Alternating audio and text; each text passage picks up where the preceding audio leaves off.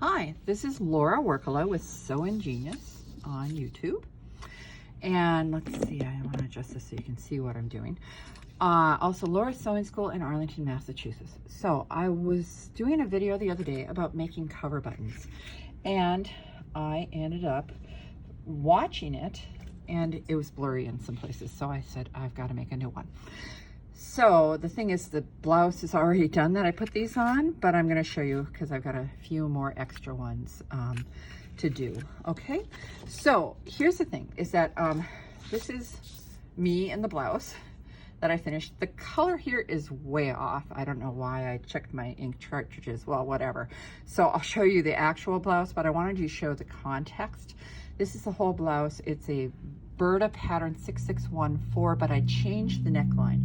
I took off the collar and I did this V-neck, but I thought I'd make it more interesting by putting these notches in there. And you can't see it all that obviously, but there's a notch in the bottom of each sleeve right there. Okay, so this is the blouse. I decided I couldn't find buttons that I liked with it, either in my button stash, and we're lucky enough to have a fabric store in the same building as my sewing school. It's called Fabric Corner. If you ever want to shop there online for fabric, it's called fabriccornerinc.com. But anyway, so there's a little free ad for Fabric Corner. All right, so I decided, and I don't know if you can see it here, but I'm going to show you the actual shirt. I decided to put a button in each of these flowers here and cover the button myself with the fabric from the blouse. So you'll see how different the colors are when you see this is the actual blouse, okay? So I was wearing this earlier and I said, ooh, well, if I really want to show what I did, I should pull, so I changed shirts and put this here. So you'll see that the button is right in the middle of the flower. See, so I was able to make that work. Now, one thing that I had to do is that whenever you make buttonholes, the button is never sewn at the center of the buttonhole. It's sewn at the end of the buttonhole. When you have vertical buttonholes, it's sewn at the top end, because as you tug your shirt down, the shank, either the thread shaft or the actual metal shaft, is going to bottom out or top out at the top of the buttonhole. Or if you had horizontal buttonholes, it's going to be at this the side near the opening. Okay, so what happens is that I wanted the button to end in the middle of the flower, so I had to figure out how much space I needed for the metal shaft or shank of the button to fit in there, and how much above the center I needed to start the buttonhole. So that was a little something I did with practicing buttonholes. I never, ever, ever, ever, ever, ever, ever, ever, ever put a buttonhole in a garment unless I've practiced making the buttonhole.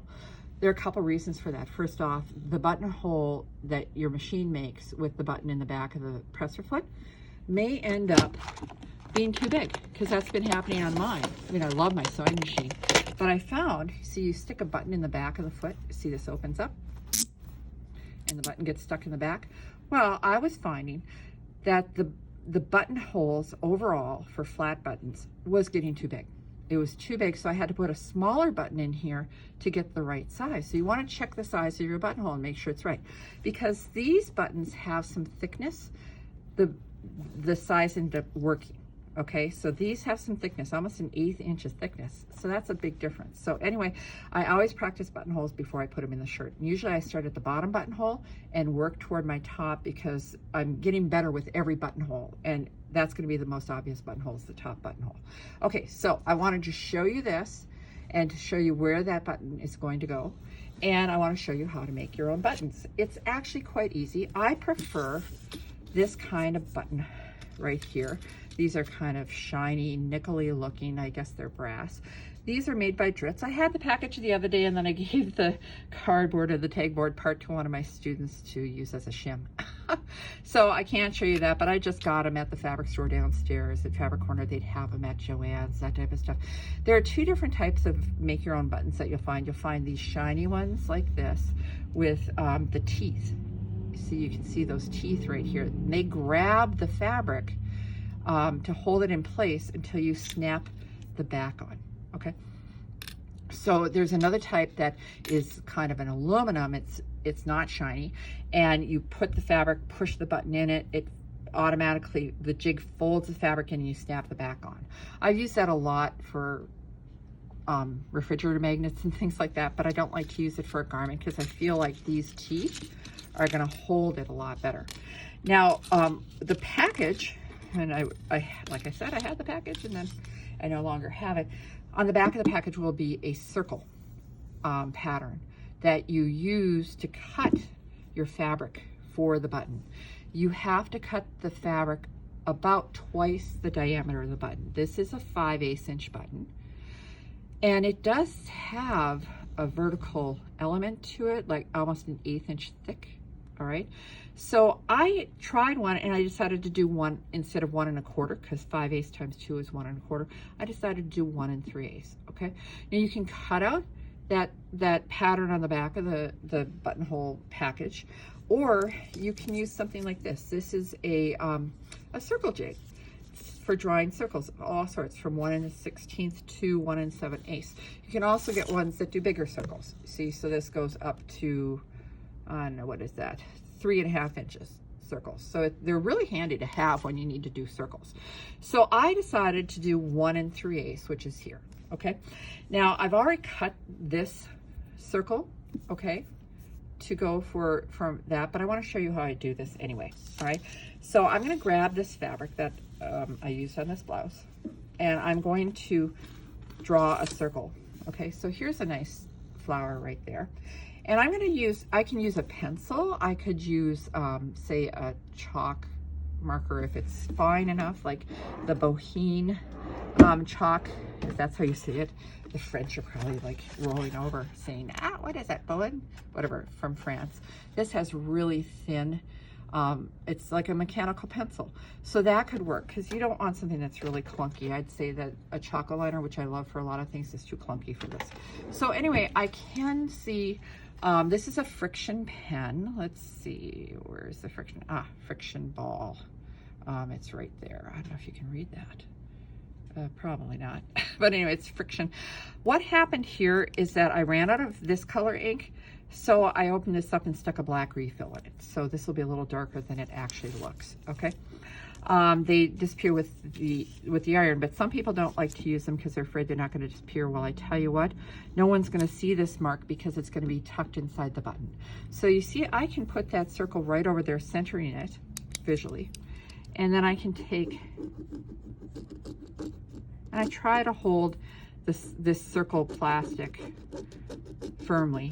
You can buy these at art stores or maybe office supply stores like Staples or that, because they have drafting tools, and this could be used in drafting. So you see, there's that circle. Now, one thing I like to do is I like to use this kind of scissors. This is by Karen Kay Buckley, and these are micro serrated on one edge, which is really tiny little ridges which grab the fabric for you. The upper blade does not have ridges. These are really great for cutting cleanly and for kind of grabbing and holding on to the fabric while you cut. So I'm just going to cut away some of that extra fabric so I have an easier time cutting this. Now when I cut, I brace my hand on my table or something like that, or my arm against my body, so that I'm going to move the fabric instead of moving the scissors. So you see, I'm going to open the blade pretty wide, have it grab onto that fabric, and I'm going to turn the fabric as I cut. See, like that? So open the blade, and my blade is just shutting. It's not moving other than closing, opening and closing, and I'm turning the fabric to cut that circle. See, that's pretty cool. So now I'm going to grab one of these. Okay, you're going to need two parts, the round front of the button with the teeth on the back and the shank there. And then this, once you get the fabric wrapped around it, you're going to use this to put on the back. Now, of course, I don't have the illustration on the card, but one thing that happens is the illustration is wrong. Okay, I'm sorry to tell you this, but they have you putting this inside cup up, and that's wrong. You need this side up. And you know how you can tell it's correct is that there are letters here stamped in here, and they should be readable. Okay, so like there is what are here? Like a P and a Y. Well, Y, it looks the same both ways, an N. But those should all be readable, okay? So the side that's raised up in the middle is the correct side to put on here. Okay, now here's the thing. I put a little bit of myself in everything I make. I find if you dampen the fabric, it behaves better, okay? So I could get a paper towel, wet paper or damp paper towel, put it right here or whatever, and go like this and tap it on there, maybe fold it into the paper towel and squeeze it and get it wet. But you know what? I'm not that, you know, I'm kind of lazy. I'm going to take this and I'm going to stick it in my mouth. So it gets it damp, okay? Doesn't taste the best. Okay, so now that's damp, and that's going to be easier to manage. Okay, so I don't know if you can see this now that I've made it damp. Oh yeah, you can. There are threads this way and this way. So imagine when we have circles, it's good to talk about time and a clock. 12, 3, 6, and 9, okay? When I start putting this onto this, I want to fold it in at, say, 3 and 9, and then 12 and 6. And that way, the in-betweens are on the bias, and it's going to be easier to put in the sides smoothly than if I didn't start with it on the grain. So what's going to happen is I've got this. I'm going to put this here, kind of hold that. It gets a little awkward, especially because these are small. I'm going to roll that inward. I'm going to use my thumbnail to tuck that in to try and catch that fabric on the teeth. You can see a little shininess, right? Now I'm going to go and do the 12 to 6 o'clock direction and try and push those in and catch those on the teeth, okay? So now you can see we have some wings sticking up. That's the in-betweens, which are on the bias, okay? So I'm gonna go like this and push in that. And I'm gonna take my thumbnail and I'm gonna ride up the side of the button to try and smooth out that so I get a smooth edge without any tucks or pleats or wrinkles, okay? So you see I'm gonna come up from the bottom here and roll that around and tuck in that, okay? Now again, I'm gonna go up here and roll that around and tuck it in. Now, this is looking quite good. I think this is probably my best one yet. Okay, after 8 or 9 buttons, they get a lot better. Okay, so there, now you can see I've caught the teeth. You can see the shininess there, all right? Now that I've done that, there's that shank in the middle, that loop in the middle. I'm gonna take this with the inside being raised up, not cupped. I don't want that like that. I want it so I can read the letters, all right? I'm gonna put this over this shaft here. And then I found it really handy, these old spools of thread. You can't use that thread because it's deteriorated. Looks kind of pretty.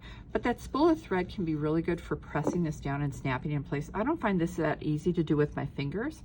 So I'm gonna put this over that shank. Hear that snip? That snapping sound? Isn't that great? So it snaps into place and that's all set. All right, so then this is the button, this button would be used. Now it turns out this one, it's mainly blue on there, but there's a little green.